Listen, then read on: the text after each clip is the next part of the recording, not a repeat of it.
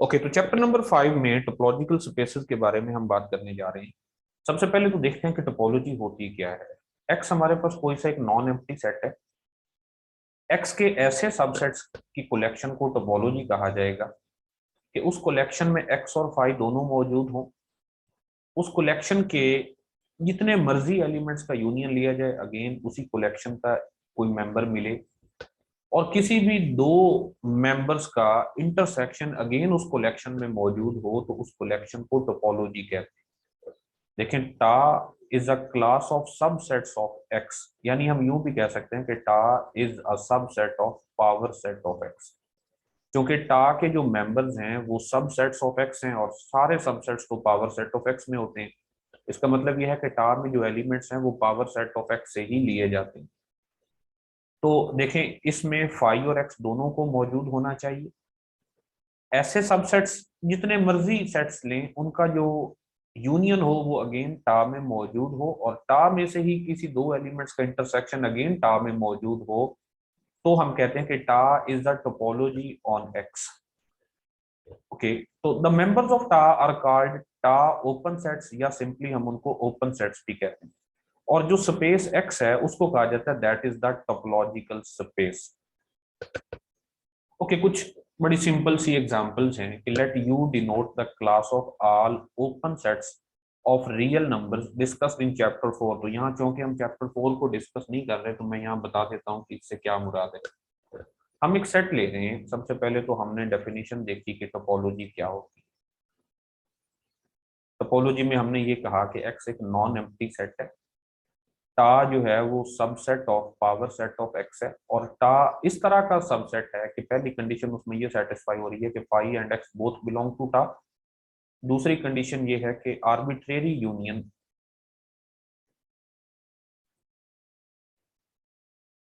Of members of tau is in tau. और third condition अगर ये सेटिस्फाई हो कि फाइनाइट इंटरसेक्शन, या फिर यूं कहें कि intersection of any two members, intersection of two members of tau is in tau, तो उस सूरत में हम कहते हैं कि टा is a topology on x, या फिर हम ये कहते हैं कि एक्स टा इज अ टोपोलॉजिकल स्पेस। खैर, हम सबसे पहले इसकी एग्जांपल में यूजुअल टोपोलॉजी ऑन आर पर बात करने जा रहे हैं। सेट है हमारे पास आर, यानी रियल लाइन। हम ये जानते हैं कि ये एक मीट्रिक स्पेस है। R D is a metric space. Okay, अब ये डी जो है ये किस तरह से डिफाइंड है। हम अगर ये वाला डी डिफाइन करें कि D of X Y that is equal to X minus Y mod, तो ये जो डी है इसको यूजुअल मीट्रिक कहा जाता है, क्योंकि ये मीट्रिक की तमाम कंडीशंस को सेटिस्फाई करता है। अच्छा, अब एक मीट्रिक के कॉरेस्पॉन्डिंग यहाँ पर कुछ ओपन सेट्स मिलते हैं, ओपन बॉल्स मिलती हैं। अगर हम ओपन बॉल बनाएं B of X with radius R, तो इससे मुराद ये है कि सेट आर में से वो वाले तमाम elements such that distance between X and Y is less than R. यानी यहाँ क्या कहा जा रहा है कि open ball with centre X and radius R contain those real numbers such that distance between X and Y is less than R. अगर यहाँ रियल लाइन हम बना लें, फॉर एग्जांपल ये वो एक्स फिक्स है और हमने रेडियस फिक्स कर रखा है इतना, यानी यहाँ से यहाँ तक का जो डिस्टेंस है वो एक्स प्लस आर है, यानी अगला पॉइंट एक्स प्लस आर है और इनके दरमियान जो गैप है वो अगर आर हो, तो हम अगर ओपन बॉल बनाना चाहें, यानी ऐसे तमाम पॉइंट्स की बात करने जा रहे हैं जिनका एक्स के साथ डिस्टेंस लेस देन आर होगा, तो आप देख सकते हैं कि वो एक ओपन इंटरवल बनेगा। वो ये ओपन इंटरवल होगा X minus R to X plus R. हम ये भी जानते हैं कि open balls are open intervals, और ओपन सेट्स जो इसमें बनते हैं मीट्रिक में, जो ओपन सेट्स बनते हैं वो ओपन बॉल्स होते हैं या फिर यूनियन ऑफ ओपन बॉल्स होते हैं। तो वो जो ओपन बॉल्स या ओपन सेट बनते हैं उनकी कलेक्शन एक टोपोलॉजी भी फॉर्म करती है। मीट्रिक में हम इसको जरा डिटेल में भी डिस्कस करेंगे कि जो ओपन सेट्स बनते हैं विद द मीट्रिक वो एक टोपोलॉजी फॉर्म करते हैं। इसी वजह से हम इनको ओपन सेट्स भी कहते हैं, टा के मेंबर्स को।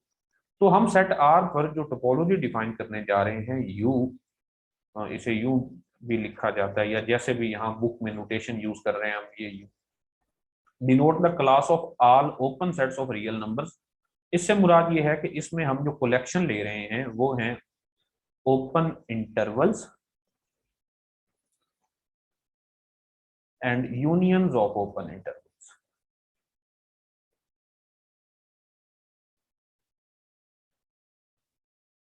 वैसे तो इसमें एम्प्टी सेट भी आ जाता है, लेकिन आप इसके अलावा एम्प्टी सेट अलग से भी लिख सकते हैं। तो ये वाली जो कलेक्शन है यू, ये एक टोपोलॉजी फॉर्म करती है, is a topology on R. आप देख सकते हैं कि ये कैसे टोपोलॉजी है। आप देख सकते हैं कि फाई और आर दोनों ही यू में मौजूद हैं, क्योंकि यहाँ हमने ये कहा है कि फाई मौजूद है, और आर जो है, आर वैसे ही दो ओपन इंटरवल्स का यूनियन लिखा जा सकता है, minus infinity to two union zero to infinity. तो इस वजह से आर भी इसमें मौजूद है। आप जितने मर्जी ओपन इंटरवल्स या उनके यूनियन का अगेन यूनियन लेंगे तो वो अगेन या ओपन इंटरवल मिलेगा या फिर यूनियन ऑफ ओपन इंटरवल मिलेगा। आप किसी भी दो मेंबर्स का इंटरसेक्शन ले लें इनमें से, तो वो अगेन इसी का ही एक मेंबर मिलेगा। तो इस वजह से हम कह सकते हैं कि this is the topology on R. और इस टोपोलॉजी को कहा जाता है यूजुअल टोपोलॉजी ऑन आर, या फिर standard topology on R. Okay, ये हमारी थी पहली एग्जांपल।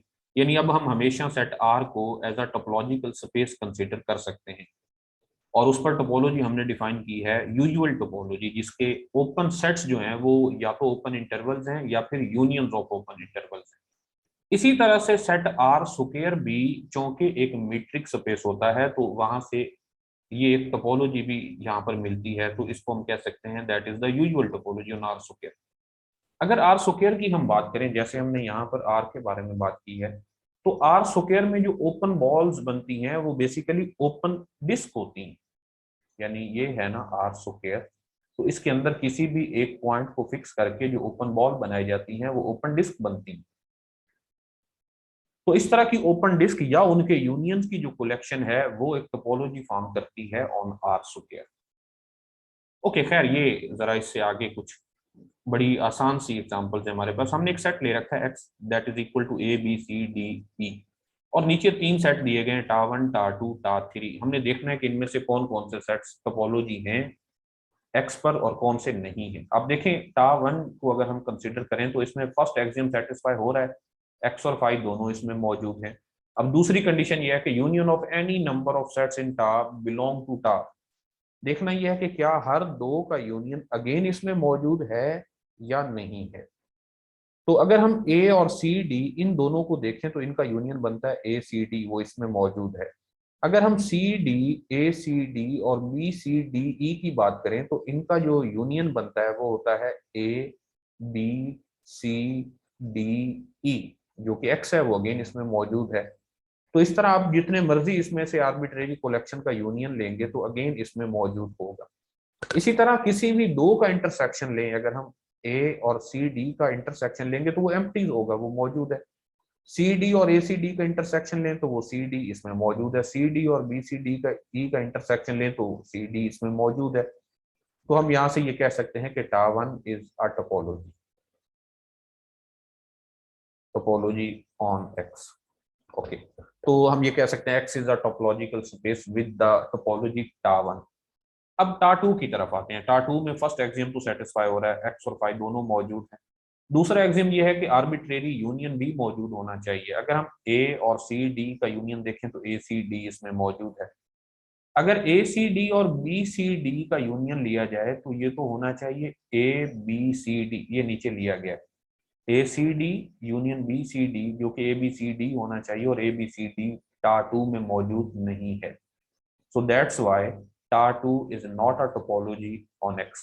सिमिलरली TA3 को भी आप चेक कर सकते हैं कि चूंकि TA3 के इन दो एलिमेंट्स का इंटरसेक्शन इसमें मौजूद नहीं है, इस वजह से हम कह सकते हैं कि TA3 भी टोपोलॉजी नहीं है ऑन X। तो इस तरह किसी भी दिए गए सेट को बड़ी आसानी से ये चेक किया जा सकता है कि वो एक टोपोलॉजी है या नहीं है। ओके, उसके बाद एक बड़ी फेमस टोपोलॉजी है और बड़ी सिंपल सी है कि आप अगर पूरे तमाम पॉसिबल सबसेट्स की कलेक्शन ले लें तो वो भी तो टोपोलॉजी फॉर्म करती है। हम कोई सा भी एक सेट लें एक्स जो कि नॉन एम्प्टी है, हम टा ये कंसिडर कर लेते हैं power set of x. Power set of x means that इसमें सेट एक्स के तमाम सबसेट्स मौजूद हों, फाई भी होगा, एक्स भी होगा, और जितने भी सबसेट्स हो सकते हैं एक्स के वो तमाम इसमें मौजूद हों, तो अल्टीमेटली ये एक टोपोलॉजी तो फॉर्म कर देगा क्योंकि फाइव और एक्स इसमें मौजूद है। और इसके अलावा जितने भी सबसेट्स का यूनियन लिया जाए अगेन सबसेट ऑफ एक्स ही मिलेगा, यानी आर्बिट्रेरी यूनियन भी इसमें मौजूद होगा, और किसी भी दो का intersection again subset of x होगा। इसलिए हम ये कह सकते हैं कि this is the topology on x. इस टोपोलॉजी को कहा जाता है डिस्क्रीट टोपोलॉजी ऑन एक्स।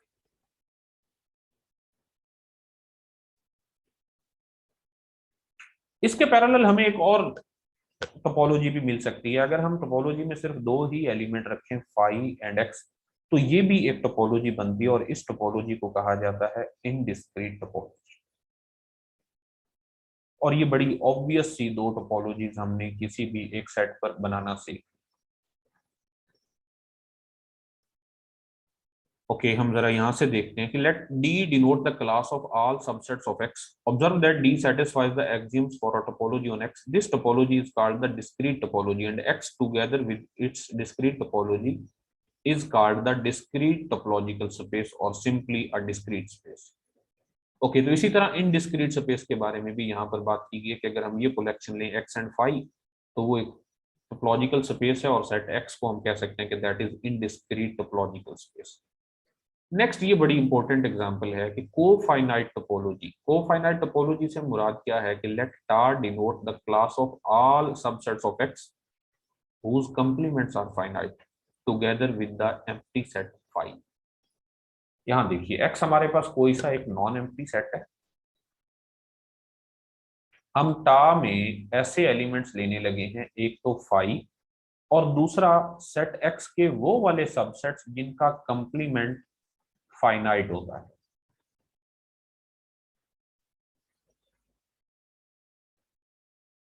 यानी सेट एस के बारे में हमें नहीं पता कि एस फाइनाइट है या नहीं है, हम सिर्फ उनके बारे में बात करने लगे कि ऐसे सेट्स जिनका कंप्लीमेंट फाइनाइट हो।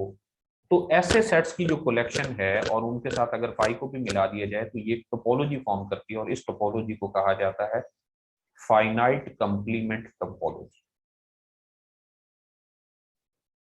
फाइनाइट कंप्लीमेंट या फिर इसको को फाइनाइट टोपोलॉजी का नाम भी दिया जाता है।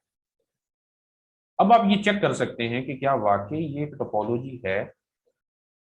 जरा अपने तौर पर तसल्ली करने के लिए देखें, फाई तो पहले ही टा में मौजूद है, और अगर हम एक्स लें तो एक्स का कंप्लीमेंट चूंकि एक फाइनाइट सेट है, इसका मतलब ये होगा कि एक्स भी टा में मौजूद है, तो फाई और एक्स दोनों मौजूद है। इसी तरह से आर्बिट्रेरी यूनियन अगर आप ले लें इसकी कोलेक्ट इसी के एलिमेंट्स का, तो वो अगेन इसमें मौजूद होगा, और किसी भी टा के किसी भी दो मेंबर्स का इंटरसेक्शन अगेन टा में मौजूद होगा। तो इसलिए हम कह सकते हैं कि ये एक टोपोलॉजी है, और इसको फाइनाइट कंप्लीमेंट टोपोलॉजी, को फाइनाइट टोपोलॉजी या फिर टा वन टोपोलॉजी ऑन एक्स कहा जाएगा।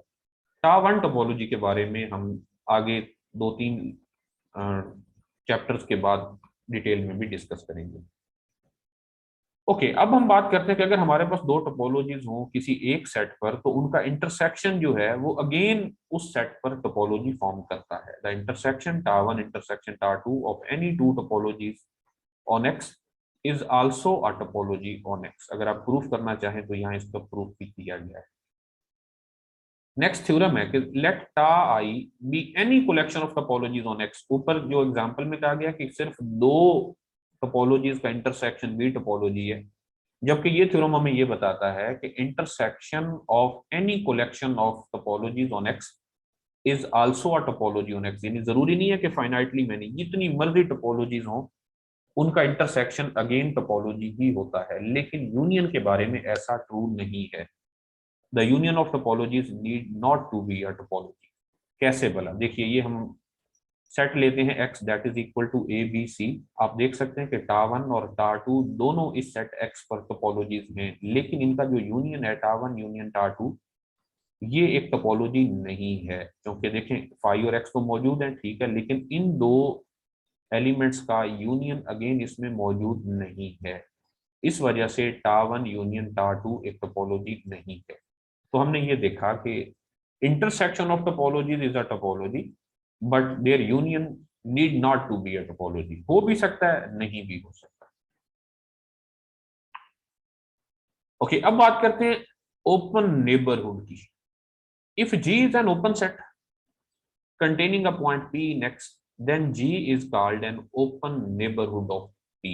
यानी कि अगर हम ये देखें कि X अगर हमारे पास एक सेट है A B C D और E, हम इस पर एक टोपोलॉजी फॉर्म करते हैं टा, जिसके एलिमेंट्स हैं phi X A A C A C D, बस यही ले लेते हैं। तो आप देख सकते हैं कि इसके जो ओपन सेट्स हैं वो phi X singleton A C and A C D है। तो अब कोई भी आप एक सेट लें तो वो अपने अंदर पाए जाने वाले तमाम एलिमेंट्स का ओपन नेबरहुड कहलाएगा। यानी हम ये कह सकते हैं कि the set A C D is open neighbourhood of A C and D.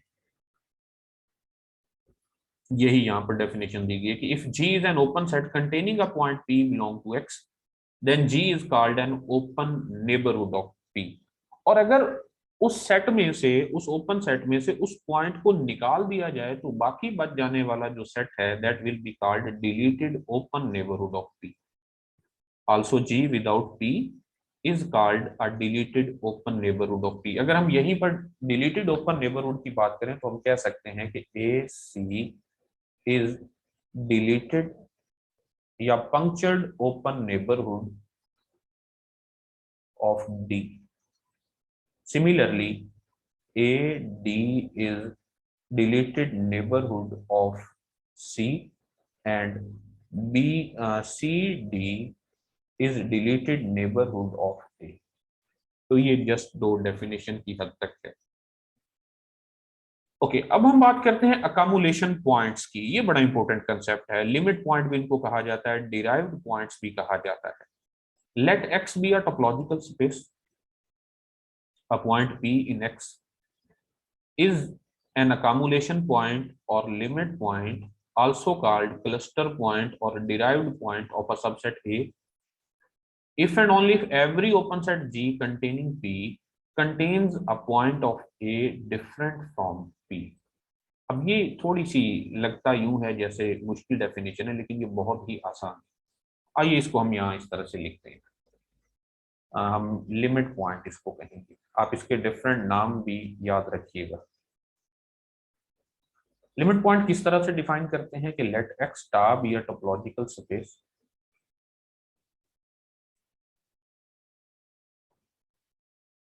And A be a subset of X. A point P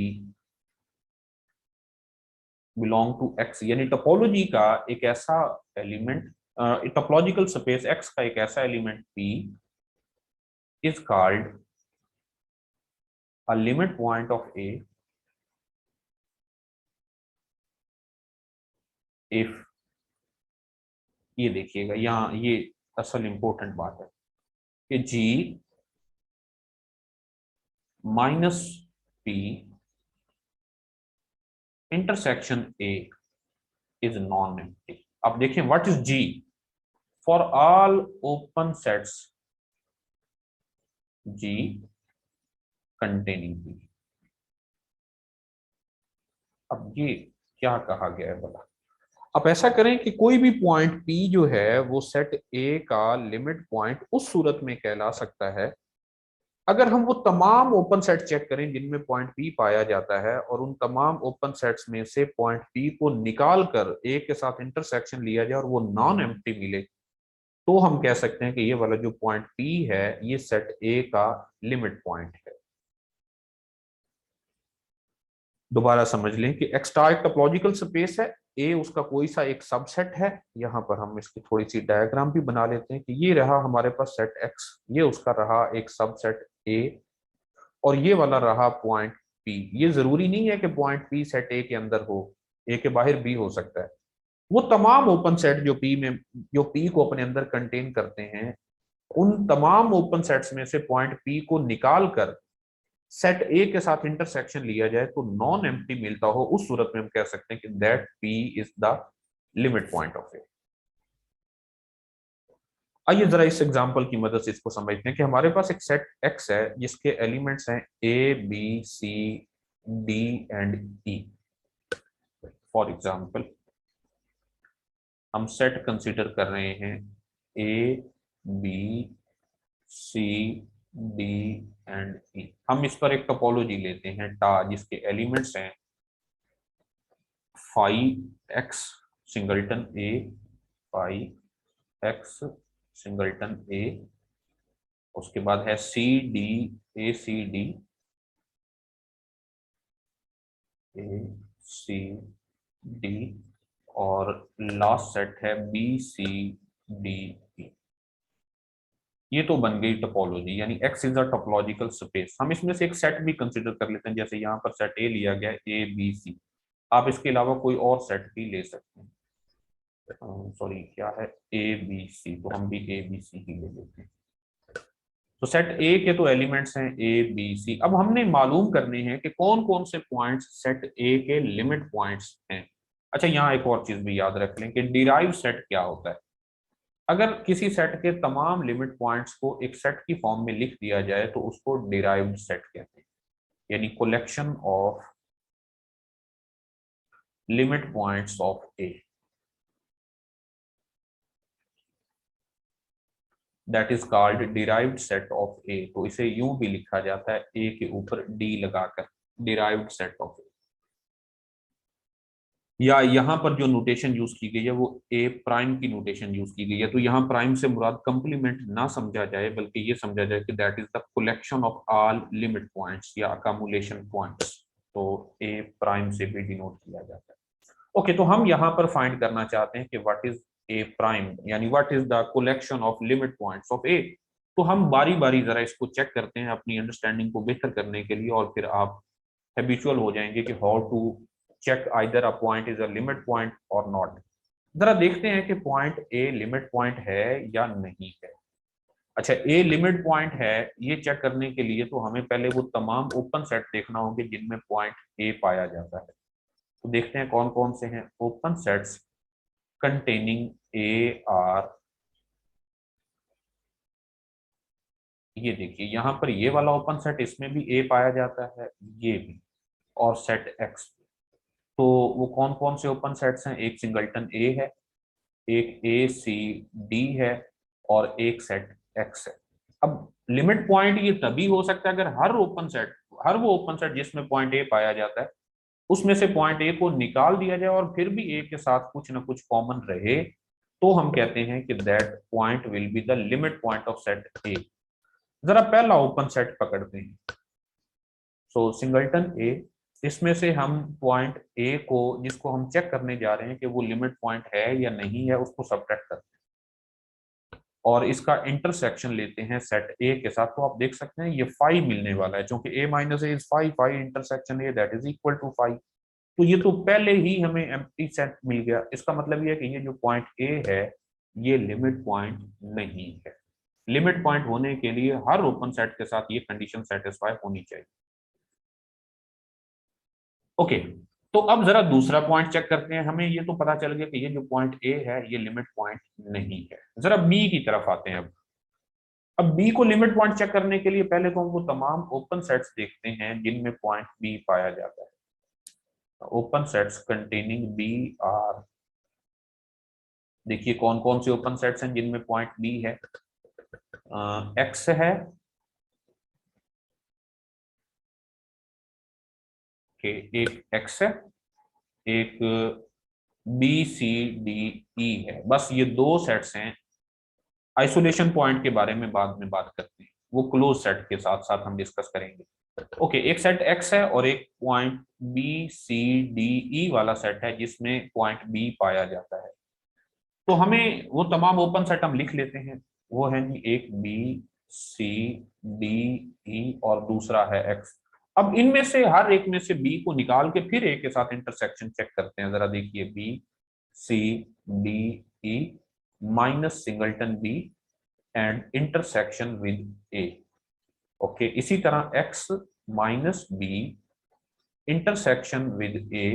देखते हैं कि ये क्या आता है। बी सी डी ई में से जब बी को माइनस कर दें तो यहां बच जाता है सी डी ई, और इसका अगर हम इंटरसेक्शन लें ए के साथ तो ए का सेट जो है वो ए बी सी है।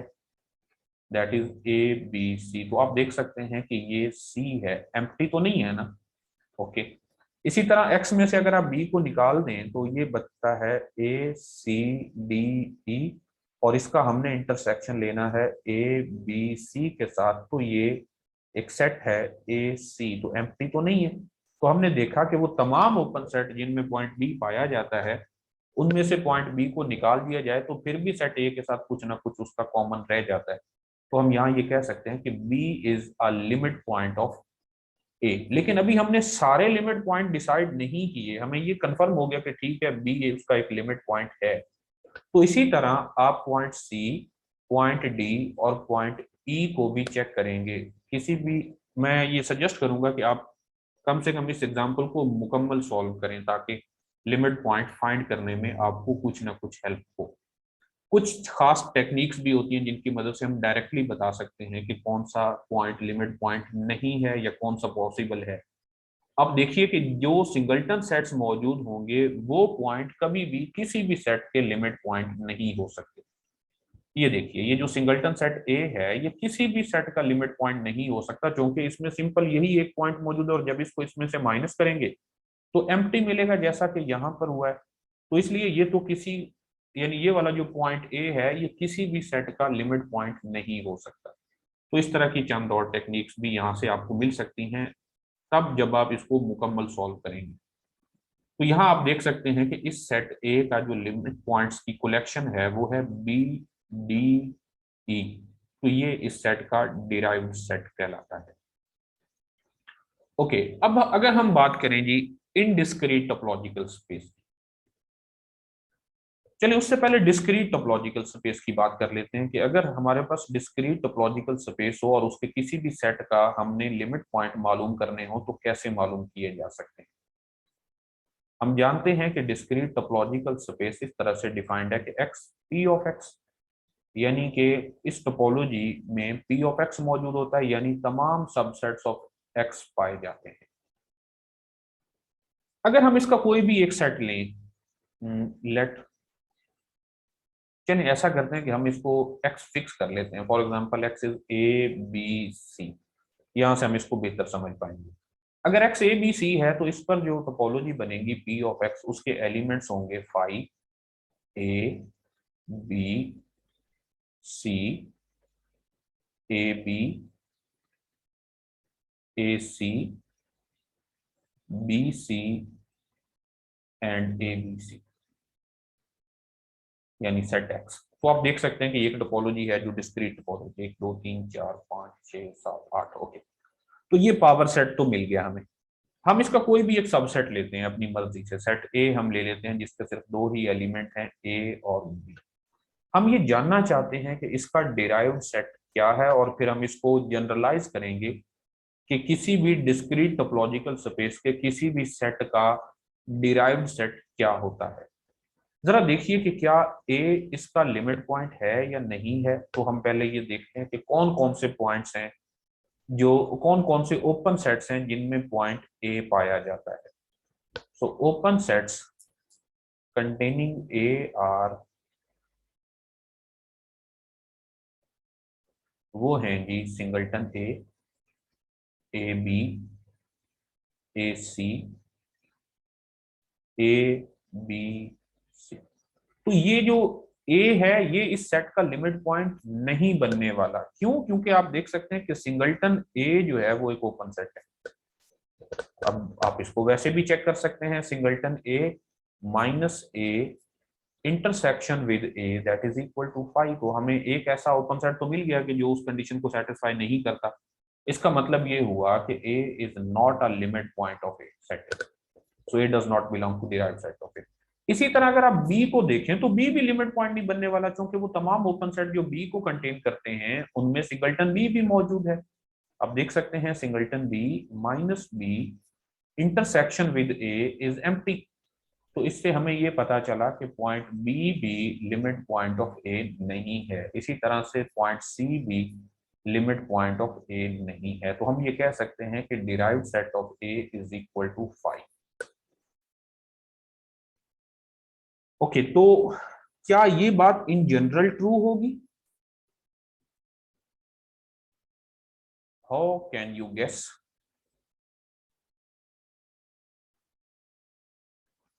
About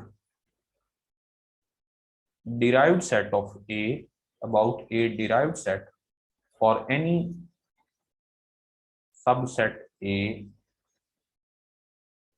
of discrete topological space। तो ये आपने चेक करनी है।